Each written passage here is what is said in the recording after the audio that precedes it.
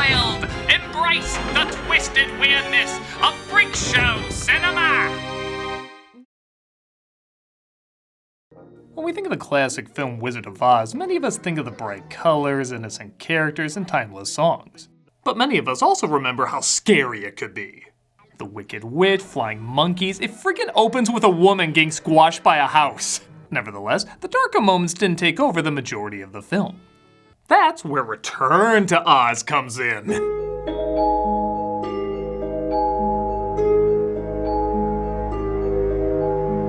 Released by Disney in 1985, seeing how they bought the film rights to the rest of the Oz books, Return to Oz bombed hard at the box office, scared the shit out of most children who saw it, and, in my opinion, is goddamn great.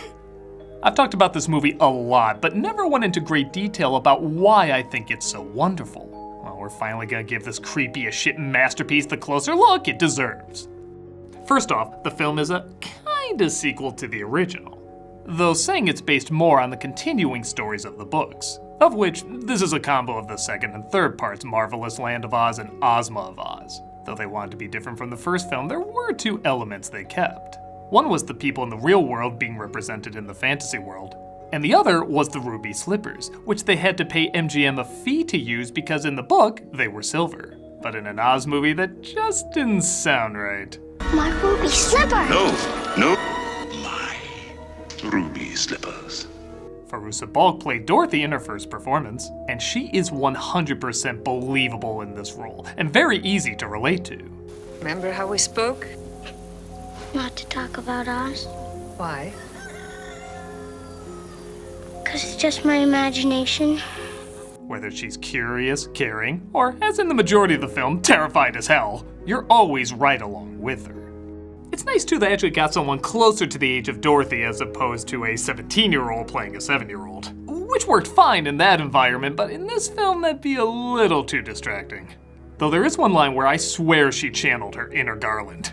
No, Billina, you don't understand. Didn't that sound just like her? No, Billina, you don't understand.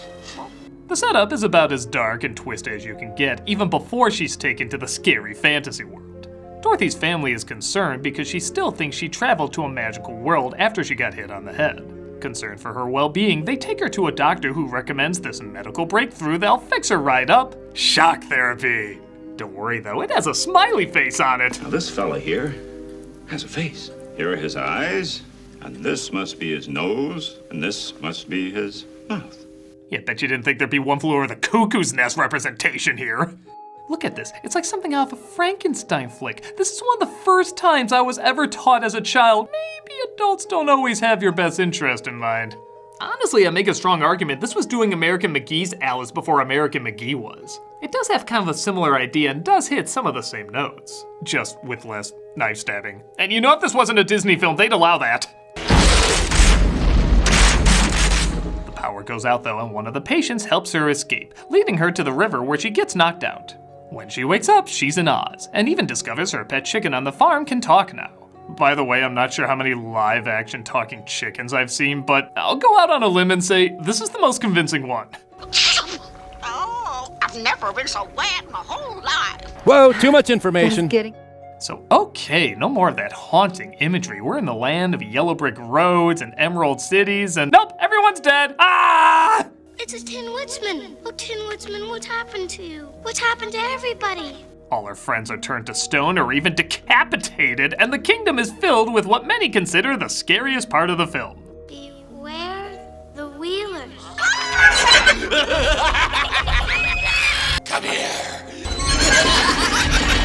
So, kinda torn on these characters. On the one hand, yeah, they're pretty freaky. Everything from how they talk, to how they move, to how they're weirdly shaped is wonderfully unnatural. But for a film that's relatively timeless, this is the only part that feels specifically 80s.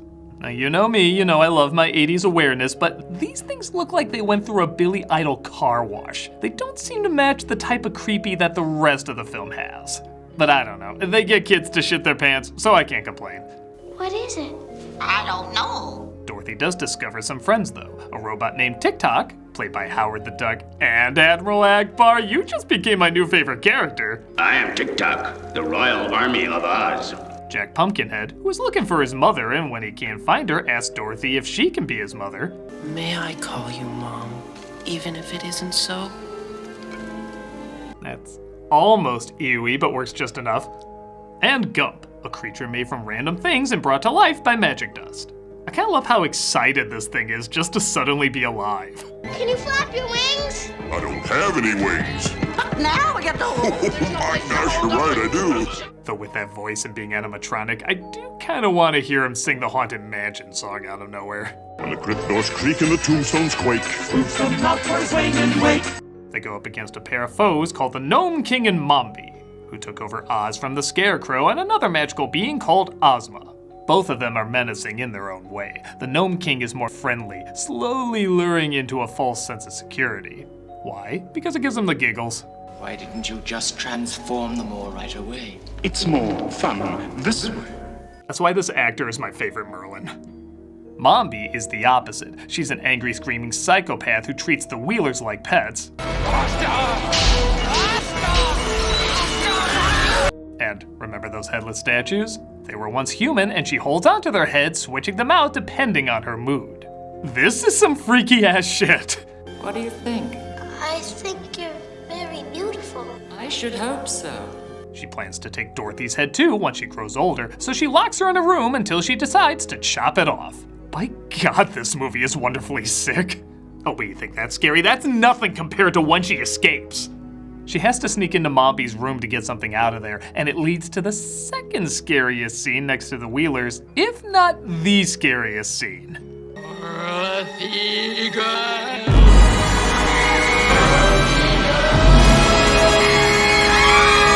Hot toasted God!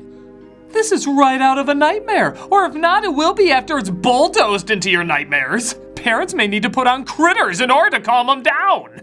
After they escape, they make their way to the Nome King, who uses his rock minions, mainly stop motion, to capture them and, as mentioned before, essentially dick around with them. You can go and inspect my ornament collection. Each of them has 3 counselors. He says he'll give back the Scarecrow and all their friends if they can guess what random ornament he was turned into. It's pretty twisted because they're given no clues. They'll turn into ornaments themselves if they guess wrong, and they have to go in one by one. Every time one is called, it's like they're marching to their death, and this takes over the majority of the third act. Be careful, Jack. Being an ornament will probably be hardest on you, Dorothy, since you're used to eating and sleeping and other such activities. But the Nome King is almost nice to them. Like he realizes he's being a heartless bastard, so he might as well make their final moments kind of pleasant. No. Don't cry. I didn't realize he meant so much to you. It's such a feeling of dread that truly mirrors the Doctor in the real world, which, like I said, is played by the same actor. Oz! Dorothy! When Dorothy does guess the right one, I'm not sure I followed if this was a lucky guess or if something led her to the right path. The Nome King goes nuts and, well, everything goes to hell. Literally, I think we are literally sent to hell.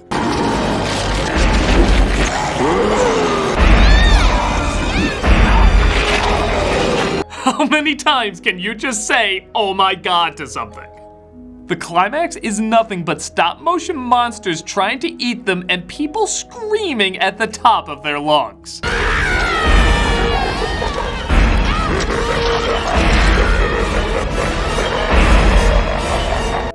I refer you back to oh my God. As you put together, this is the complete WTF collection, holding back very little when it comes to scaring kids. Oh, I forgot to mention, one of the Wheelers is turned into a sand sculpture and breaks to pieces. Screw the children, the adults are gonna have nightmares from this! So you might be wondering, why the hell would I want my children to watch this? It looks like the most terrifying kids film I could show them. Well, A, it's the most terrifying kids film you could show them. I mean, come on, that has to count for something. And B, well, we'll go into that after this.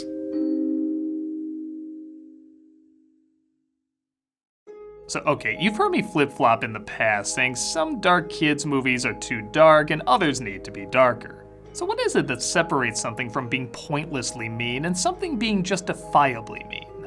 Well, the answer is pretty simple: the characters. If there are charming, sympathetic, interesting characters that can pull you through all this misery, then in my opinion, it balances things out. These folks are simple, but they're disgustingly likable. Dorothy is so good at being concerned, but standing up for what she thinks is right, even if she and her friends both figuratively and literally don't have a leg to stand on. When we are here with our army to conquer you and force you to give it back. You already sympathize with where she's coming from. You know she believes Oz is real, and we as the audience know, or at the very least, want to believe Oz is real. She's relentlessly kind to anyone who treats her like a friend. I especially love it when Jack causes their flight to fall apart, plummeting them to the ground. Even as they fall to their deaths, she still tells Jack not to feel bad about it. Sorry, Mom. It's all right, Jack! It can't be helped now! It is impossible not to have your heart warmed by that. Tik-Tok. I missed that joke earlier, very clever. Is probably the smartest of the group, but even he's not that brilliant to mind. He's the bodyguard. He only uses logic and deduction because he's a machine. In fact, sometimes when he uses it, it's kind of depressing. Tik-Tok's not even alive. I have always valued my lifelessness. Well, okay, but can't you cry when you say that or something? Oh my god, that's so much worse. Don't cry, don't cry! I also like, despite his strength, there's some things he can't do, like he can't wind himself up so he'll shut off, or he has trouble getting up. Maybe that way too. Jack is basically more of a lost child than Dorothy is.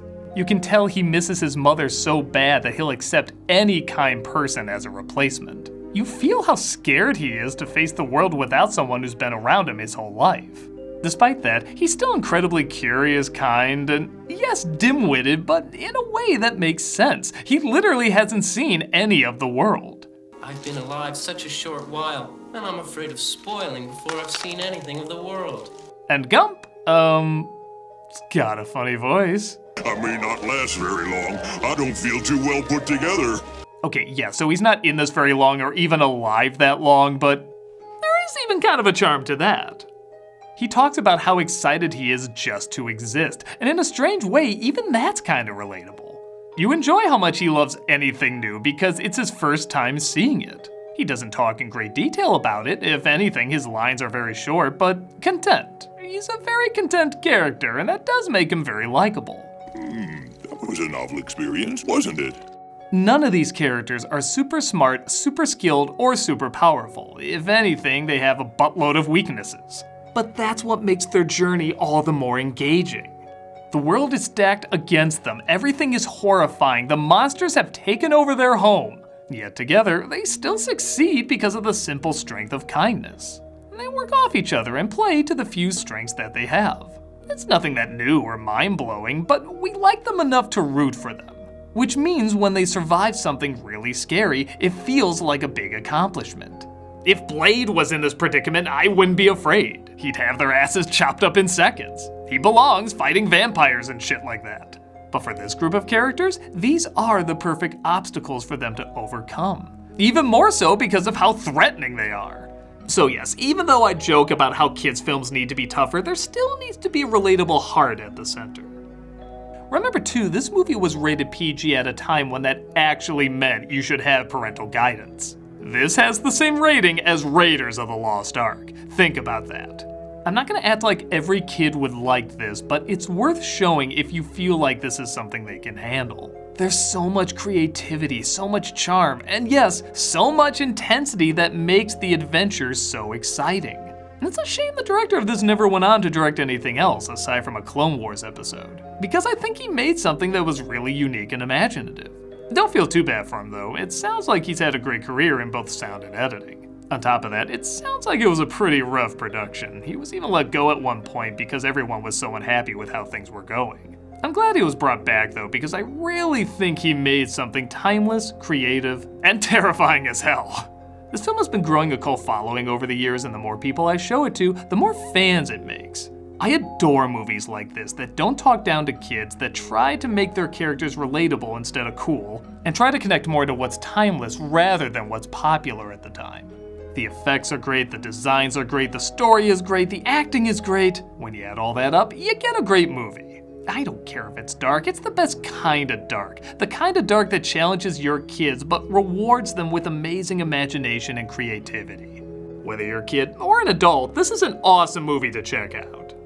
So much love and effort clearly went into making this look as detailed as possible, while making these impossible worlds and creatures come to life. Like I said, I can't pretend every kid will like it, but I think it's worth showing just in case they do. If they don't like it, nothing major is lost, but if they do, they may find a classic they'll remember for the rest of their days. No, it's not the original Wizard of Oz, but let's face it, it's a lot of the best parts. I'm the Nostalgia Critic. Wait a minute. Next month is March. You know what that means? Dark Knight Month! I was born in the Dark Knight Month. That was a novel experience, wasn't it? Hey, Doug Walker here doing the charity shout out, and this week we are doing the EB Research Partnership. This is the largest nonprofit funding research aimed at treating and ultimately curing, I know I'm gonna butcher this, I'm gonna try my best, epidermolysis bullosa. I'm sure I got that wrong, but regardless, it's still a very serious thing, as you'll see here.